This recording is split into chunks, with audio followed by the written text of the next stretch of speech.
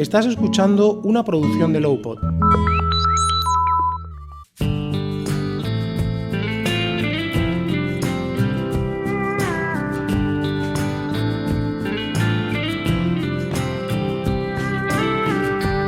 Bienvenido a Desmontando el Baremo, con Mariano Medina, un podcast formativo de ANAVA RC, la Asociación Nacional de Abogados de Víctimas de Accidentes, y presentado por el letrado Manuel Castellanos, dirigido a profesionales que tienen que utilizar el baremo de valoración de daño corporal del año 2015 para determinar las indemnizaciones a que tienen derecho las víctimas de accidentes. Saludos cordiales. Damos comienzo a un nuevo capítulo de nuestros podcasts de la Asociación Nacional Abogados de Víctimas de Accidentes y Responsabilidad Civil, ANAVA RC.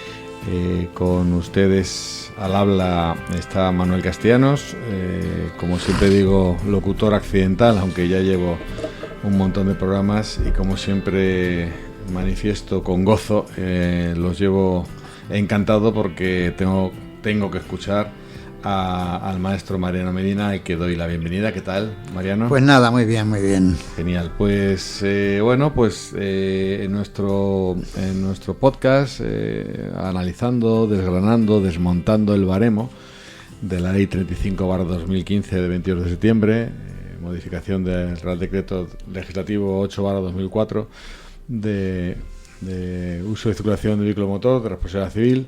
Hoy vamos a hablar del artículo 40. El artículo 40 del baremo habla o establece el momento de determinación de la cuantía de las partidas resarcitorias. Bueno, como siempre, para que me imagino que no lo tendréis en la cabeza, voy a leer el precepto para introducir la interpretación que hace Mariano del momento de la determinación de la cuantía, que es un aspecto muy importante y que desde el primer baremo, con la teoría de la deuda de valor y con las reclamaciones que en aquel momento se estaban haciendo, pues se ha ido modulando tanto por la doctrina como por la jurisprudencia. El artículo 41 dice: la cuantía de las partidas resarcitorias será la correspondiente a los importes del sistema de valoración vigente a la fecha del accidente, con la actualización correspondiente al año en que se determine el importe por acuerdo extrajudicial o por resolución judicial. 2. En cualquier caso, no procederá esta actualización a partir del momento en que se inicie el devengo de cualquiera intereses moratorios. 3. Las reglas de los dos apartados anteriores afectarán igualmente a las partidas de gastos realizados, partiendo del nominal satisfecho en la fecha de su desembolso. Y por último, su punto 4 establece que si se realizan pagos a cuenta, las cantidades que se abonen se actualizarán de acuerdo con las reglas previstas en los apartados anteriores y se deducirán de ese modo del importe global. Bueno, pues aquí tienes el enunciado del artículo. Pues cuéntanos, ¿cuál es tu visión, Mariano, de este precepto?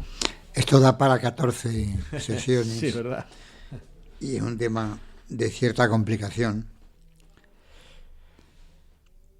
Es la primera norma legal que disciplina la cuestión de la actualización de los créditos resarcitorios. El origen de la norma, la razón de ser de la norma, estribó en que no fue acertada la postura que adoptó la Sala Primera del Tribunal Supremo en relación con la actualización de cuantías del baremo del 95. Esto requiere un poco de historia, quizás sea un poco excesivo, pero es que este precepto es de los que necesita profundizarse en él para ver sus fundamentos, sobre todo cuando lleguemos al párrafo segundo, que es verdaderamente fatídico, que es la norma prohibitiva de la compatibilidad de la actualización valorista y del devengo de intereses simultáneamente. Viéndonos un poco, retrocediendo a la historia, y es útil, es decir, hay un dicho de un jurisconsulto francés que se llama Baudouin, que dice: sine historia ceca es jurisprudencia, que es sin jurisprudencia, que es sin ciencia del derecho, no hay, sin historia no hay ciencia del derecho. Y es que la historia es la que muchas veces, ese antecedente histórico que menciona el Código Civil al establecer las reglas, los criterios de la hermenéutica jurídica, la historia es muy importante para entender el precepto actual. Y este precepto no se entiende sin una reflexión histórica. Mira, en España, hace ya bastantes años, un notario tradujo un estupendo libro de responsabilidad civil que es el de... Ay, no me sale ahora el nombre. Un libro estupendo que editó la editorial Voss. ¿Te acordarás? Me acordaré, me saldrá. Es un libro que fenomenal, que lo tradujo este notario. Y yo me acuerdo que hace años lo compré muy baratito, como libro antiguo ahí tirado en Pons. Decía que había leído una sentencia de la Sala Primera del Tribunal Supremo, en donde, en relación con un accidente que se había producido 20 años antes, el Tribunal Supremo dijo que había que fijarse la indemnización de acuerdo con el importe que correspondía a la fecha del siniestro, a la fecha del accidente.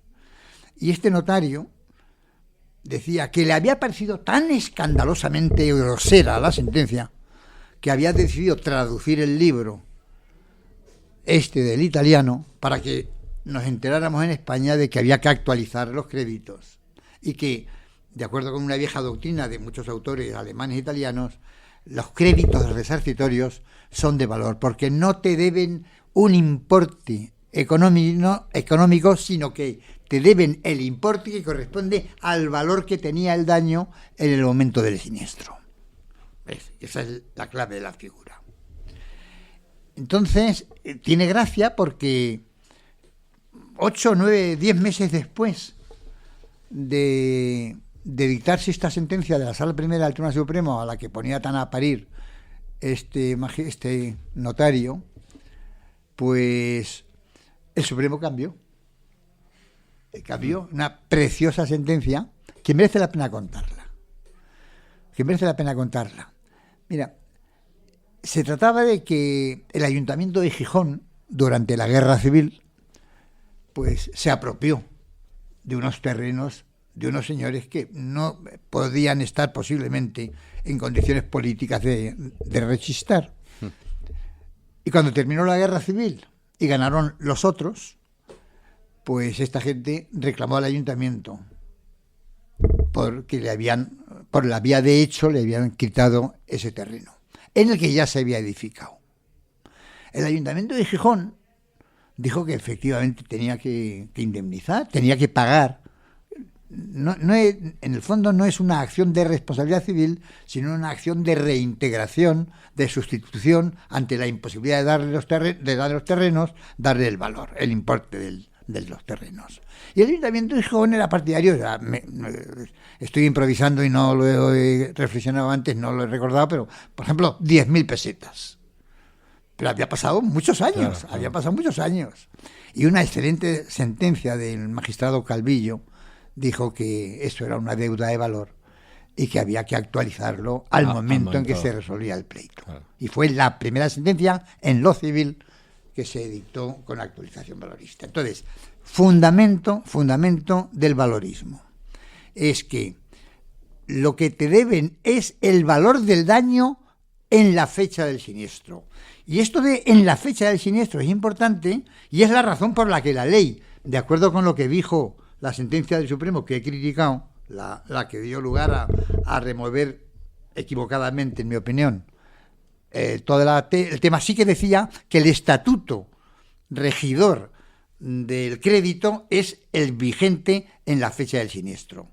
Pero una cosa es que el estatuto regidor sea el de la fecha del siniestro y otra cosa es que el importe previsto en la fecha del siniestro quede congelado y que el transcurso del tiempo no tenga repercusión. Entonces, dos ideas fundamentales. El fundamento está en la necesidad de que te den el valor. Pero en España, los jueces entendieron más o menos explícitamente, pero de hecho, ¿cómo lo hacían?, que la razón de establecer el importe actual del daño era debido a la indeterminación del valor. Ten en cuenta que regía la judicialidad valorativa, que no había ley, y los jueces no estaban en condiciones de decir ¿qué habría dado yo hace 12 años? Él sabría lo que daría hoy. Claro. Y eso es lo que interpretaban que era deuda de valor. Que no es que se fije el valor actual, el importe actual del valor del daño hoy, sino el importe antiguo actualizado a la fecha de hoy, aunque el valor de hoy sea superior o inferior. Bueno, ese equívoco es el que da lugar a esa jurisprudencia que hemos sufrido todos, en donde decidió la Sala Primera del Tribunal Supremo que se valoraban los daños corporales causados en accidentes de circulación de acuerdo con las cuantías vigentes en la fecha del siniestro y que había que actualizarlas, ¡hay sorpresa!, a la fecha de la sanidad. Sí. Pero ¿cómo a la fecha de la sanidad? Tiene que ser a la fecha, no ya de la sentencia, a la fecha correspondiente al día anterior al de su pago. Esa es la doctrina correcta.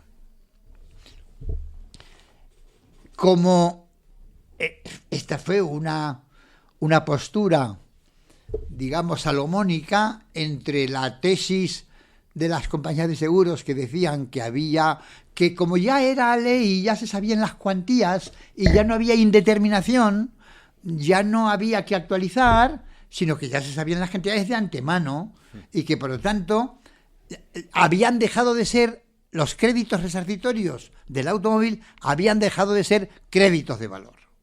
No, mire usted, si es que el crédito de valor lo es intrínsecamente por ser un crédito resarcitorio, no porque no se sepa la cuantía.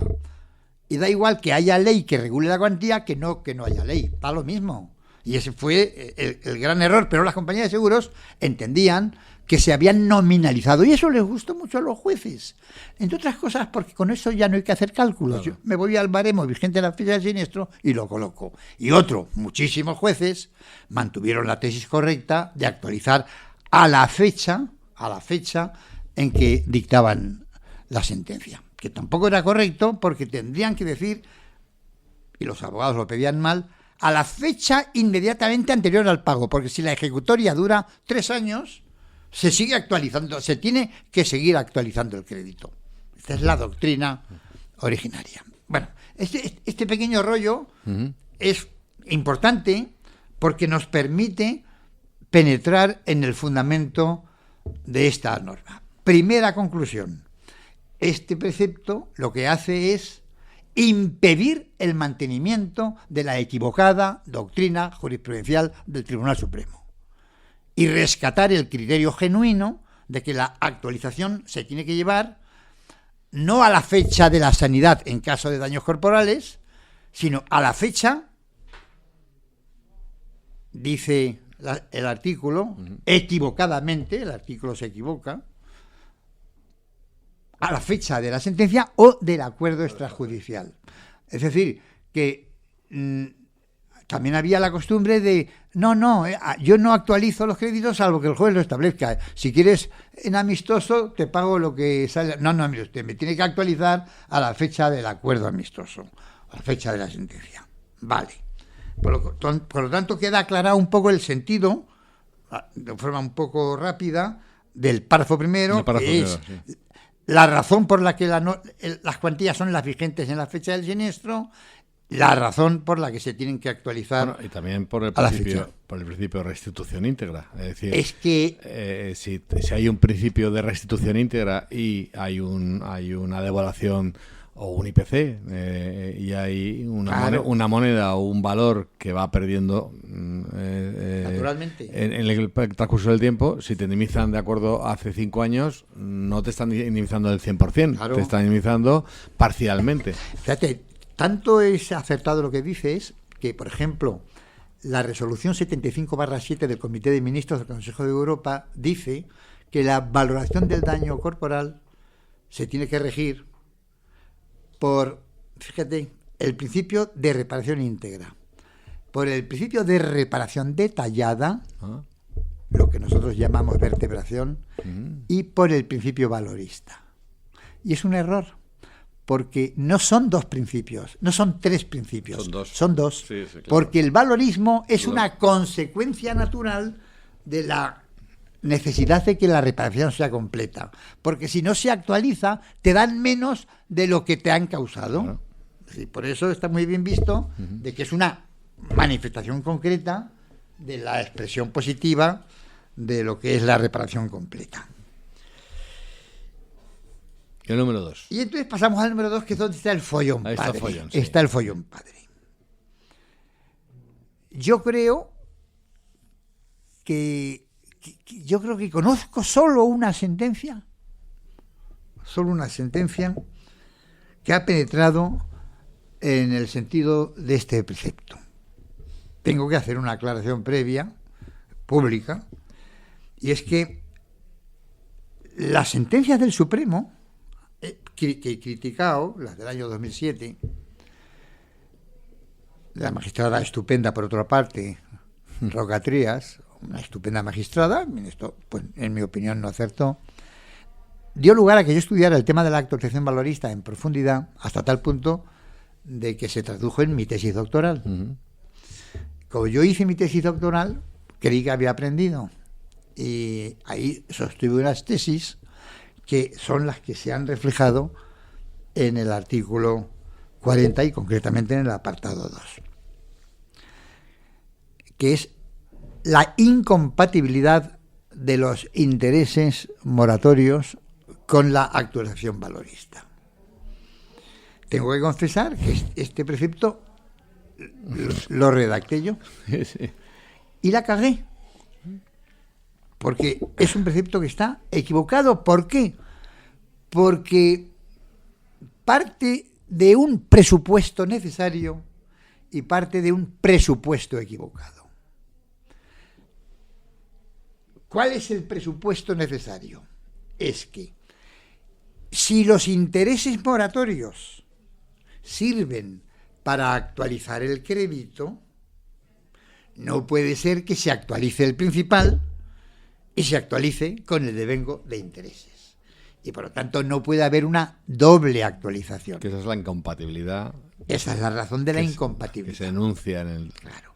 ¿Por qué? Porque es contraria al principio de reparación íntegra, que se puede vulnerar por defecto o se puede vulnerar por exceso. Entonces, el presupuesto es, y esta es la clave interpretativa de la norma, ¿qué es lo que no dice la norma por error?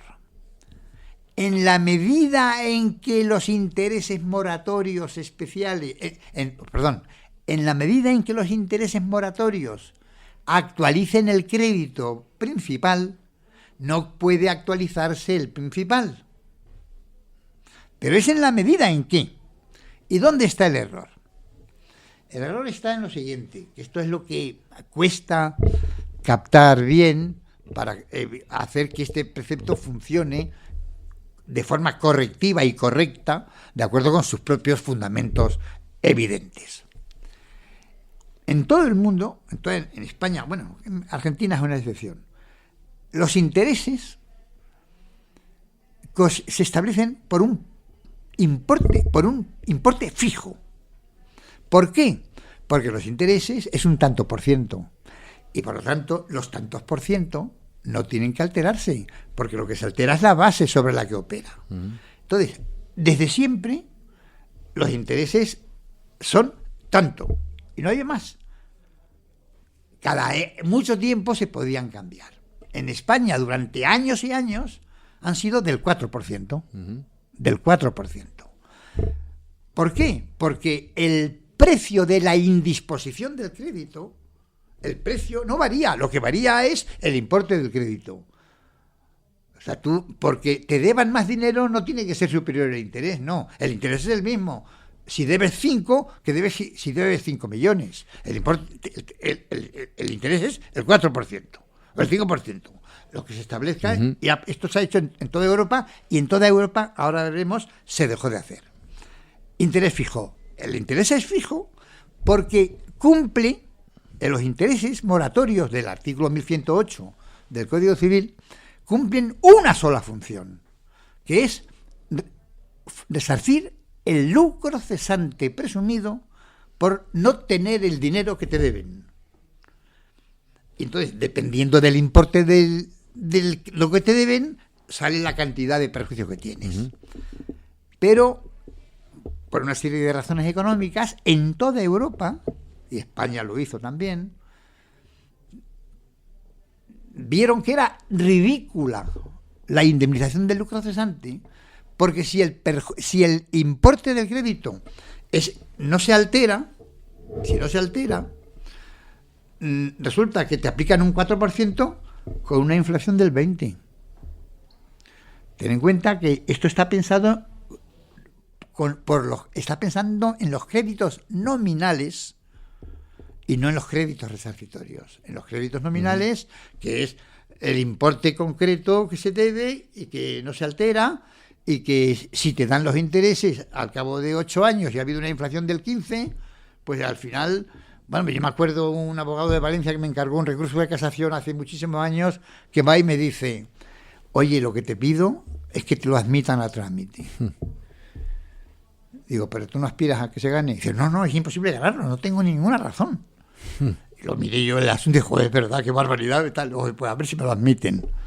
Dice, porque ten en cuenta que mi cliente ha sido condenado hace 8 años a pagar tantos millones, los intereses son del 4%, y cada año que pasa la inflación es superior al 4%, es del orden del 15%, del 20%, tal, igual, del 8% y tal, y el día que tenga que pagar esto, lo paga con la gorra. Claro. Lo paga con la gorra. Porque ahora el recurso entonces va a durar otros 4 años, van a ser 12 años. 12 años, y los intereses, yo el día ese pago el principal, pago los intereses, y mi cliente me felicita, claro, porque le ahorro una pasta gansa por un recurso que era absolutamente valorado, y casi te insultan por hacerlo. Pero era el chollo. Ese fenómeno de que los intereses no satisfacían el problema en los créditos nominales es lo que da lugar a que en toda Europa se pase del tipo fijo al tipo móvil de los intereses. ¿Y por qué se establece el tipo móvil? Porque lo que hacen los gobiernos es atribuir una nueva función a los intereses, que ya no es la estrictamente resarcitoria, sino que le atribuyen una función actualizadora. Insisto, están pensando en créditos nominales, no de valor. Entonces, de esta forma, el acreedor insatisfecho, al que le reconocen intereses móviles, ese interés móvil incorpora la cuota de inflación sobre el 4% fijo, que sigue siendo fijo. Cuando el interés te dicen, el interés es del 12%, pues era el 4 y el 8.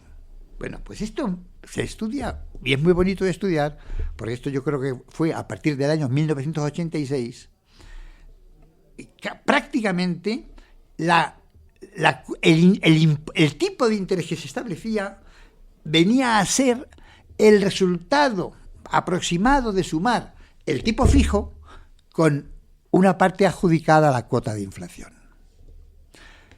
Entonces, en la medida en que la cuota de inflación cumpla la función actualizadora en los créditos nominales y en los de valor, si los de valor se actualizan, su principal, y le pagas los intereses simultáneamente, la actualizas 2 veces. Y este es el fundamento de la norma. Lo que pasa es que los políticos les gusta tocar las cosas. Enredar. Y tienen miedo a la inflación. Y resulta que llevamos un montón de años en donde el tipo ha sido muy bajo, y ha habido años en donde ha sido otra vez fijo. O sea, es móvil porque se establece. Ya no es el 4, es el 3. Es el 3, fijo. Pero pues si la inflación ha sido del 8, tendría que ser 11. Claro. 3. Entonces, consecuencia práctica, nosotros como abogados, cada vez que tengamos que plantearnos el tema de la actualización de los créditos o la compatibilidad con los intereses moratorios, si nos los reconocen, tenemos que ver los periodos y ver los tipos de interés de esos años. Y tendremos que comprobar que en estos últimos años no han incorporado cuota de inflación. Si no incorporan cuota de inflación, desaparece el presupuesto justificativo de la norma prohibitiva y entonces son compatibles. Pero claro, aquí nosotros, por querencia, nos vamos al interés del artículo 20. Sí.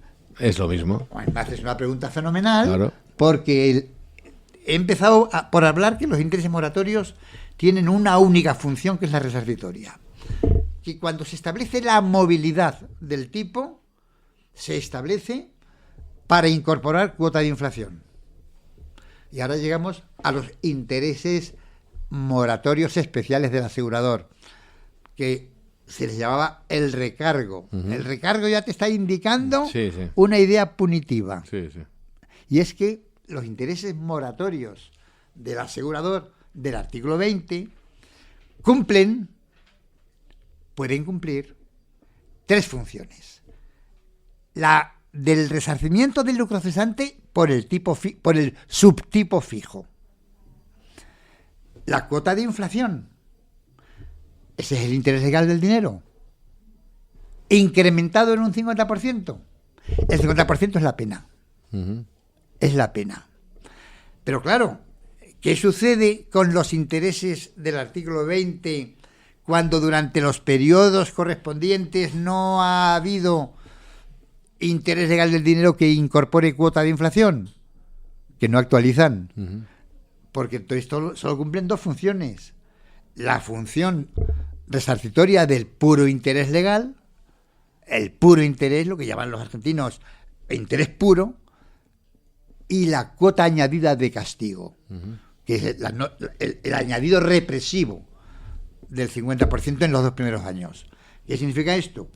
Que si durante los años en que han transcurrido desde la fecha del accidente a la fecha del juicio no ha habido intereses moratorios que incorporen cuota de inflación, aunque te reconozcan el 20%, el artículo 20 de la Ley de Contrato Seguro, en esos 2 primeros años, y luego con el 20% a partir del comienzo del tercero, no te actualizan nada. Y si no te actualizan nada y se aplica literalmente esta norma, te están confiscando la regla mágica contraria al principio de reparación íntegra de no resarcirte. Vale. La actualización es un lío, pero es así. Entonces, punto 2. En cualquier caso, no procederá esta actualización a partir del momento en el que se inicie el devengo de cualquiera de intereses moratorios. ¿Cómo le explicas al juez tu teoría? Bueno, vamos a ver. Una vez que te encuentras con una indemnización que corresponde a un accidente de hace unos años, en donde tú demuestras que los intereses moratorios, tanto los ordinarios como los del artículo 20, no han incorporado cuota de inflación, o han incorporado un año y otro no. Y se va a establecer la cantidad, compatibilizándola con los intereses, puesto si no ha habido si no ha habido cuota de inflación en los intereses, no te actualizan los intereses, desaparece el fundamento de la norma, la ratio legis. Entonces, esta es una norma curiosa porque en virtud de que no se cumpla su ratio legis, su fundamento no se puede aplicar. Entendido. Vale. Bueno, pero una vez que han transcurrido varios años y no ha habido cuota de inflación y se han declarado incompatibles, durante años te pongo, es que yo, mira que lo he predicado y he sido abogado de compañías de seguros y se lo he dicho y nunca se atrevían. Parecía que era una barbaridad. Resulta que la compañía de seguros, que funciona muy bien, pues te coge y te ha pagado. Te ha pagado un año, vamos a suponer, 100.000 euros. Y otro año te ha pagado 20.000. Y otro año te ha pagado otros 50.000, un asunto gordo, digamos. Y han pasado 4 años. Y al cabo de los 4 años se establece que con arreglo a la fecha del siniestro, la indemnización tenía que ser de 1.500.000 euros. Como este es el importe correspondiente a la fecha del siniestro, y los intereses de estos años no han incorporado cuota de inflación, se tiene que actualizar. Y lo actualizas con el IPC, ahora hablaremos del IPC, que no lo estamos tocando, con el IPC de estos años. Y entonces, los jueces, los antiguos secretarios, hoy abogados, los abogados y todo el mundo decía, como el juez ha dicho que la indemnización es de 1.500.000 euros. Sí. Como es de 1.500.000 euros y le ha pagado antes la compañía 170.000, la diferencia es lo que te debe la compañía. En este caso la compañía es perjudicada. ¿Por qué? Porque cuando la compañía te da los 100.000 euros durante el primer año, te está dando el valor de los 100.000 de ese año. Y si esas 100.000 se descuentan del principal actualizado sin actualizar, le estás restando menos de lo que hay que restarle.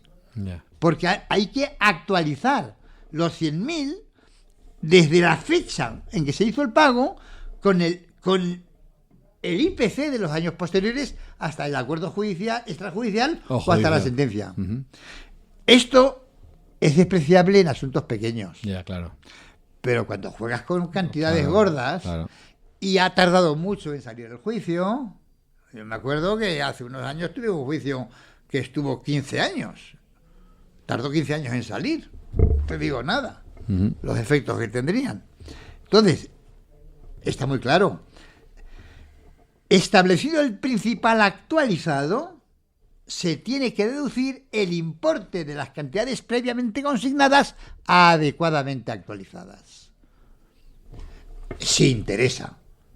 Claro. En ejecutorias de pequeñas cantidades, pues es despreciable que se haga. Pero es que es muy sencillito de hacerlo. Y las compañías de seguros durante años no han pedido la actualización. No. Y entonces, no por razones de pura justicia, la ley establece que se tienen... No tendría que decirlo la ley, porque es de cajón, pero la ley lo dice para que sean las restas sean congruas. Sí, han de ser importes actualizados, tanto el sustrayendo como se llama, tanto una cantidad como la otra. Bueno, y vamos a tocar, o hablamos al tema del índice aplicable. Entonces, esa pintoresca. Lo primero que hay que decir es que esta norma no dice cuál es la tasa cómo se actualiza el crédito. Para saber cuál es la tasa que hay que aplicar, hay que preguntarse una vez más por el fundamento de la norma. Es decir, ¿cuál es la razón de que se actualice el crédito? La razón para que se actualice el crédito es que el importe que te paguen se corresponda con el valor que tenía en la fecha del siniestro. Es decir, como ha dicho la doctrina, desde hace 100 y pico de años, para que la inflación no la sufra el acreedor, para que el deudor pague hoy lo mismo que habría pagado hace 15 años. Hubiera pagado antes, sí. Importes distintos, mismo valor. Vale. Importes distintos, mismo valor.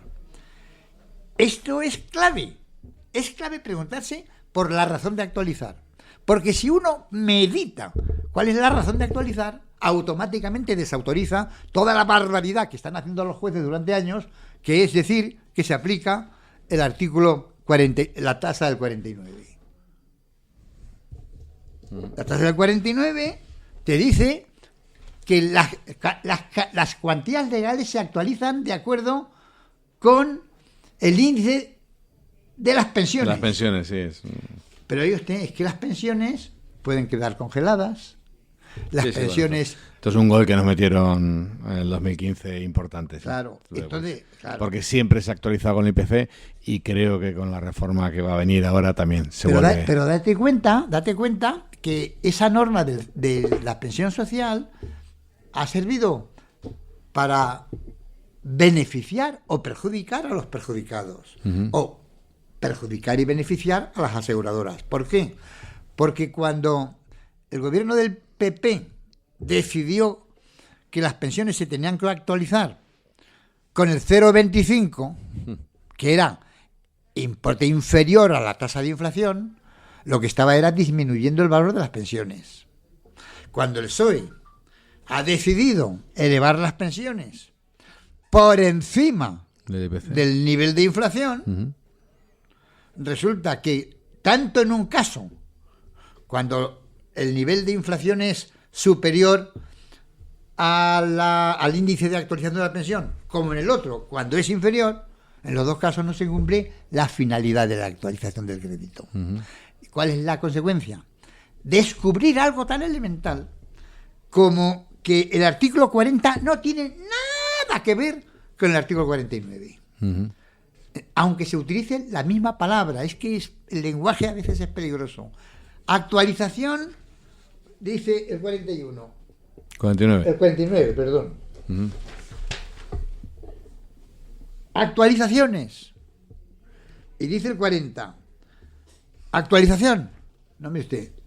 Las actualizaciones del 49 son las actualizaciones de las cuantías legales. Que se pueden actualizar ¿cómo? Poniendo el doble, bajándolo, claro.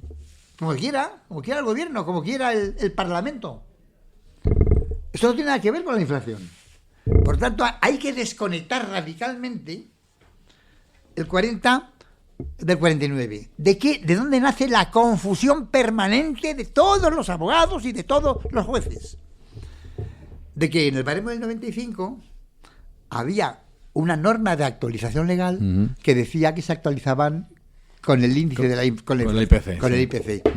Y entonces la alteración de las cuantías de las legales y la actualización de los créditos operaban con el mismo título, con el mismo índice. Pero eso no tiene que ser necesario. No te digo nada, el follón que es la actualización de las cuantías, que ahora es multiforme y son varios supuestos distintos.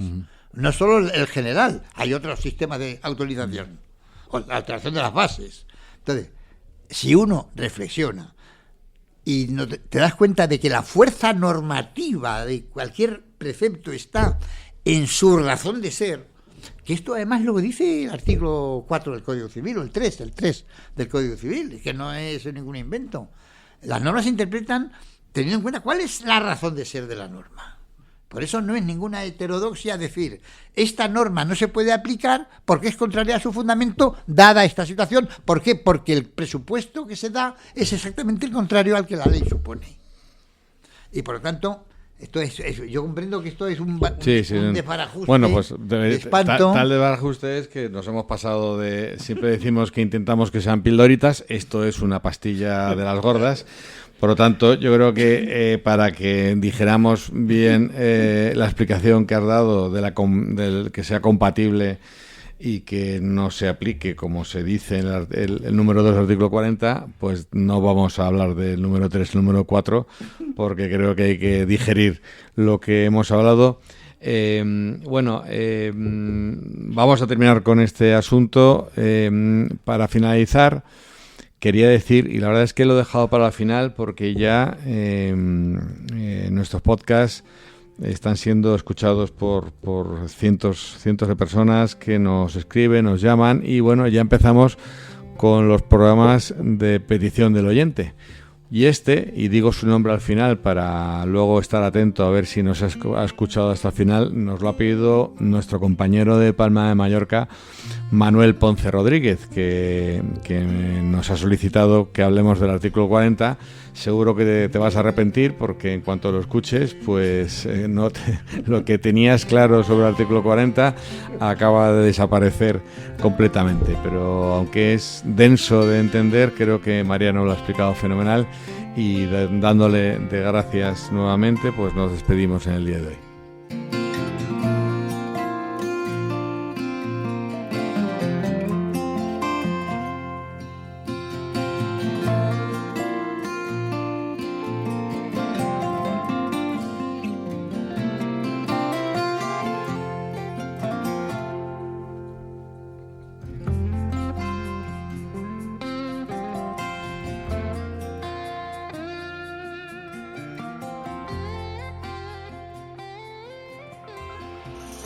Cada vez son más las marcas que apuestan por el podcast como herramienta de comunicación.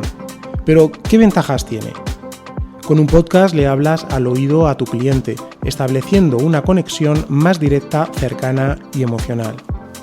Un espacio de diálogo que crea comunidad. Aumenta también el recuerdo de tu marca y tu credibilidad. En Lowpod te queremos ayudar. Somos una productora que impulsa tu comunicación a través de la palabra. Para más información visita nuestra web lowpod.es o escríbenos a contacto@lowpod.es. Apuesta por el podcast, apuesta por Lowpod.